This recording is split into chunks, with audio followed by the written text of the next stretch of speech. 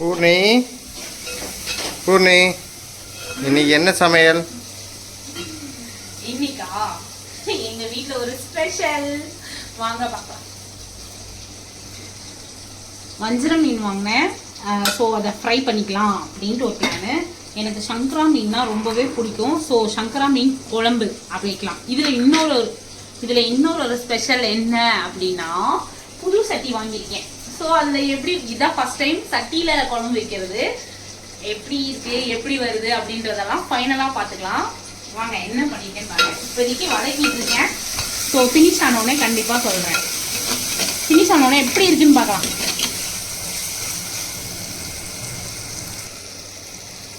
ஒரு பக்கம் உலை போட்டாச்சு. இன்னைக்கு ஒரு புடி. நான் இப்போ தான் ஹெல்ப்பருக்கு ஆள் வர சொன்னேன், உடனே வந்தாச்சு. ஸோ நான் சொன்னேன், நல்ல மீன் குழம்பு வேணும்னா அவர் கையால் கரைச்சா மட்டும்தான் அந்த மீன் குழம்பு நல்லா வருமா. நம்ம கரைக்கிறதெல்லாம் கேவலமாக இருக்குமா. ஸோ அதனால் எதுக்கு நம்ம கஷ்டப்படணும், வந்து கரைச்சியும் நல்ல மீன் குழம்பு நீயே சாப்பிடுப்பா அப்படின்னு சொல்லியாச்சு. என்ன எங்கள் அம்மா சொல்லி கொடுத்தது. உங்கள் அம்மா சொல்லி கொடுத்தாங்களா? எப்படி? நல்லா புளியை கரைக்கணும். சரி. அப்புறம் தக்காளி போட்டு கரைக்கணும்.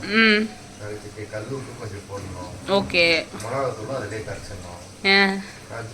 அது இலையே சேர்த்து உன்னியும் போட்டு கரைக்கணும். அப்படித்தானே? அப்படி பறந்தா ஒரே நாளில் வேலை முடிஞ்சிடும் தானே? முடியும். டெய்லி சோத்து கையெடுத்து சாப்பிட வேண்டியதான். வேற என்ன? நானே ஏதோ தத்தக்கா புத்தக்கான்னு ஒரு மீன் குழம்பு பண்ணுவேன். சரி, பண்ணி முடிச்சிட்டா ஒரு 10 நிமிஷத்துல வேலை முடியும். ஆனால் தலை என்ன பண்ணுச்சு, நான் தான் பண்ணுவேன். எங்கள் வீட்டில் கரைக்கிறது தான் சூப்பராக இருக்கும். ஏதோ நம்ம அப்பா அம்மாலாம் ஏதோ சொல்லி கொடுக்காத மாதிரியும், இவங்க வீட்டில் தான் நல்ல மீன் குழம்பு வச்சு சாப்பிட்ற மாதிரியும் சீன் போட்டார்.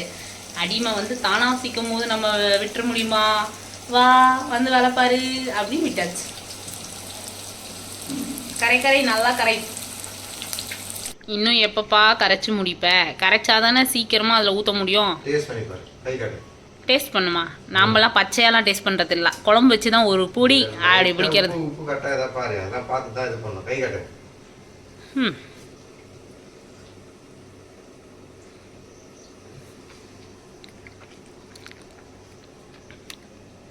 நான் கரைக்கிற மாதிரி தான் இருக்கு. ஒரு வித்தியாசமும் தெரியலையே. தெரியாது. தக்காளி போட்டு இதில் கரைக்கலாம். தக்காளி தனியாக போட்டு வதக்கிட்டா ஒரு பச்சை கேட்கணும். எப்பா சாமி, என்னைக்கோ ஒரு நாள் வந்து வேலை பார்த்துட்டு இப்படி ஒரு சீனை, இப்படி ஒரு கிரியேஷன்லாம் கொடுக்கக்கூடாது. சரியா தம்பி? எல்லாம் சாப்பிட்ற மாதிரி இருக்கணும். நாங்களாம் என்ன சமைக்கிறது என்ன குப்பை தொட்டியில் போடுற மாதிரியா இருக்கு? நாங்களும் சாப்பிட தான் செய்வோம். புரியுதா? ஓடுற மாதிரி இருக்கக்கூடாது. எப்படா ஓடுவோன்னு இருக்கக்கூடாது. சாப்பிடணும். ஐயோ அப்படின்னு சொல்லி சாப்பிடணும். அப்போ இத்தனை நாள் ஓடுற மாதிரி இருந்திருக்கு நம்ம வீட்டில். அப்படி தானே? தேவையில்ல. பசங்களை கேட்டு பாரு. கேட்டுரும். அப்பா சமைச்சா நல்லா இருக்குதா, அம்மா சமைச்சா? ஐயோ, இவர் அப்படியே டெய்லி சமைக்கிறாரு. இப்போ இந்த வீடியோ பார்க்குறவங்க, அப்பா புருஷனை ரொம்ப கஷ்டப்படுத்துதுப்பா இந்த பொண்ணு அப்படின்ற மாதிரி சீன் போடாத.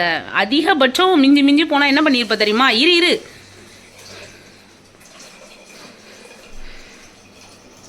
ஏதே வெங்காயம் தக்காளி வெட்டினது நான், வதக்குறது நான், போட்டது நான், எல்லாம் நான். கடைசியில் அதான் மஞ்சத்தூள் மிளகாத்தூள் போட்டதும் நான் தான். கரைச்சி உள்ளே ஊற்றுனது மட்டும் தான் நீ.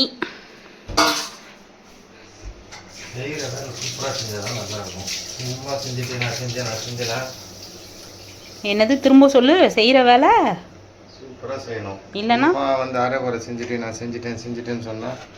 ஆஹா, இனிமே அப்போ டெய்லி நீயே சமையல் பண்ண. பார்த்தா நான் ஜெயிலுக்கு போகிறேன்ற கதையாக்குதா? என்னத்த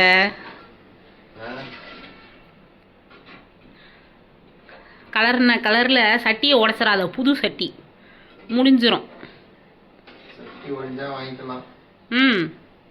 மண்டை உடைஞ்சா வாங்க முடியாது. யாரோட மண்டையை பற்றி இப்போ பேசிகிட்டு இருக்கீங்க? யாரோட? உடஞ்சா சரி, ஏதோ ஒன்று உடஞ்சா சரிதான். நல்ல வேலை ஏன் மண்டை உடையுதுன்னு சொல்லலையே. பரவாயில்ல, கரெக்டாக சொல்கிறியே. எது நடக்கும்னு தெரியாது. சரி, இப்படியே டேஸ்ட்டு பார்க்குறேன்னு அதை நக்கி சாப்பிட்டு பார்த்தா குழம்பு சட்டியில் இருக்குமா, இல்லை இப்படி டேஸ்ட்டு பார்த்தே வெளில வந்துடுவீங்களா சார்?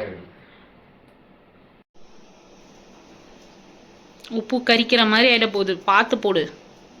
எனக்கு தெரியாதா நான் செய்யுது? ஐயோ இவரு அலப்பற தாங்கலையே அவனை இன்னைக்கு மீன் குழம்பு நல்லா இல்லாம மட்டும் போட்டோம் உன் மண்டையை உடைக்கிறோம் பாரு. இல்லையோ இன்னொரு ½ அன் ஹவர் நான் கிளம்ப போறேன், நீங்க சாப்பிட போறீங்க. போதைக்கு நாங்க ஊருகாவாப்பா எதே ஒழுங்கா நானே செஞ்சிருந்தா கூட செஞ்சிருப்பேன். நான் செய்கிறேன், நான் கரைக்கிறேன், நான் பண்ணுறேன்னு சொல்லிட்டு கடைசியில் என்ன சொல்கிற, நான் கிளம்ப போகிறேன், நீ சாப்பிட போகிற சொல்லிட்டு இந்த தலை ஃபோன் பண்ணி கூப்பிடு. நல்லா இல்லைன்னா நீ உயிரோட இருந்தா கூப்பிடு, உயிரோட இருந்தா கூப்பிடுறேன் தம்பி. சீக்கிரம் வேலையாகட்டும், பசி எடுக்குதுல்ல. இது எப்போ ஊறி எப்போ என் தவால போட்டு அப்புறம் எப்படி என் வாயில் போட்டு நான் சாப்பிட்றது சொல்லி பார்ப்போம். வாயில போட்டு சாப்பிட்டு சொல்லி செய்கிறவங்க சாப்பிடாத அப்படின்னு சொல்லாத. செய்கிறவங்க ஏன் சாப்பிட்ணும்? வா மசாலா தடவி வச்சாச்சு. மீன் குழம்பு கொதிச்சோடனே மீன் போட்டுற வேண்டியதான். இந்த கிளைமேட்டுக்கு சுட சுட சாப்பிடும் போது உண்மையாகவே நல்லா தாங்க இருக்கும்.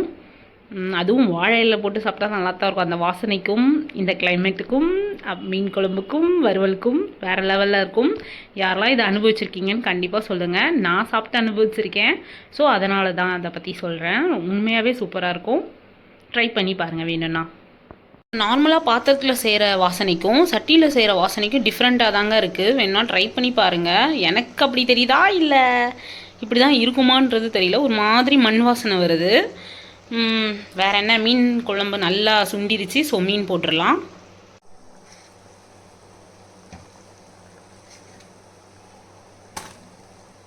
பொட்டு பொட்டுன்னு போட வேண்டியதாக இருக்குது. 4 மீன் தான்,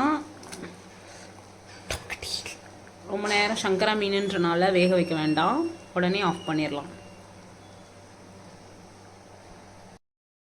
வீட்டுக்கு கீழே பார்த்தீங்கன்னா ஒரு குட்டி மரம் இருக்குது, ஃபுல்லாக கட் பண்ணிட்டோம். பட் ஆனால் 1-2 இலை இருக்குது, வாழை இலை. ஸோ நம்ம அதை மிஸ் பண்ணக்கூடாதுல்ல, வாங்க கட் பண்ணிடலாம். கட் பண்ண ஆள் அமைச்சாச்சு, பார்க்கலாம். இடம் தாங்க சொன்னேன், இது காலி இடம். ஸோ நிறைய பெரிய வாழை மரம் நிறைய இருந்துச்சு. பட் ஆனால் இப்போ தான் நான் கட் பண்ணி எடுத்தாச்சு, ஏன்னா நிறைய பூச்சிகள் வருது. அதனால் சரி ஒரு வாழை இலை இருந்துச்சு, கட் பண்ணிட்டு வரியா அப்படின்னு கேட்டேன். ஓகே உடனேங்க. இன்றைக்கி நம்ம வாழை இலை சாப்பிடணும்னு எழுதிருக்குல்ல, மாதிரியே இலை கிடைச்சிருச்சு. பட் ஆனால் லைட்டாக பிஞ்சிருக்கு. நம்ம என்ன அங்கேயா சாப்பிட போகிறோம், இங்கே தானே சாப்பிட போகிறோம் வாங்க.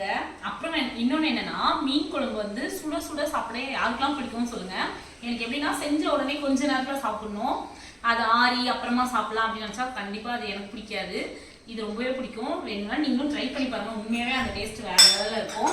வாங்க ரொம்ப நேரம் பேசிகிட்டு இருக்கேன்னா சாப்பிட்றலாம்.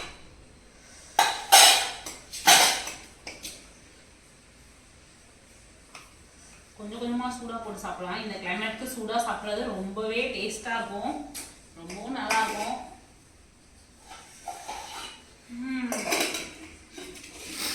சட்டியில் வச்ச மீன் குழம்பு சொல்லும் போதே நாக்கில் எச்சி ஊறுது.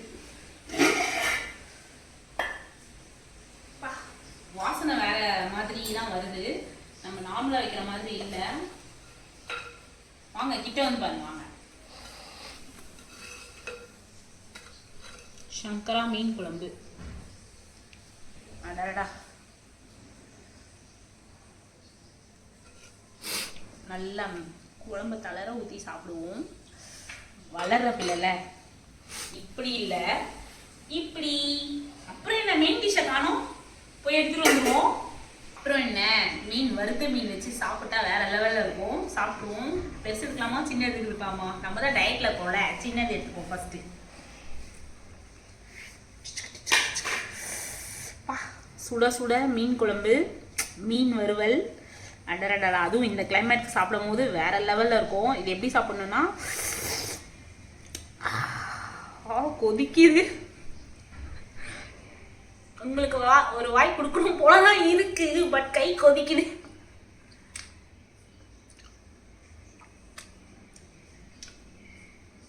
உண்மையாவே சூப்பரா தான் இருக்கு. உங்களை பார்க்க வச்சு சாப்பிட்றது ரொம்பவே எனக்கு கஷ்டமா இருக்கு. நீங்களும் வீட்டில் மீன் குழம்பு செஞ்சு சாப்பிட்டு பார்த்துட்டு கண்டிப்பாக கமெண்ட் பண்ணுங்க. அது மட்டும் இல்லை, இவ்வளோ நேரம் என் வீடியோவை பொறுமையாக பார்த்ததுக்கு ரொம்பவே நன்றி. தேங்க்ஸ் ஃபார் வாட்சிங். அது மட்டும் இல்லை, சும்மா பார்த்துட்டு இருக்காதீங்க. ப்ளீஸ் லைக் பண்ணுங்க, ஷேர் பண்ணுங்க, கமெண்ட் பண்ணுங்க. சப்ஸ்கிரைப் பண்ணுங்க. உங்களுக்கு என்ன மாதிரி வீடியோக்கள் வேணும் அப்படின்றதையும் சும்மா லைட்டா கமெண்ட்ல சொல்லுங்க. நேரா சொல்றீங்க நிறைய பேர் ஃப்ரெண்ட்ஸ் பக்கத்துல இருக்கவங்க. ஸோ போற போக்குல சொல்லிட்டு போங்களேன். அப்பதானே எனக்கும் என்கரேஜ்மெண்டா இருக்கும். தேங்க்ஸ் ஃபார் வாட்சிங். பாய்.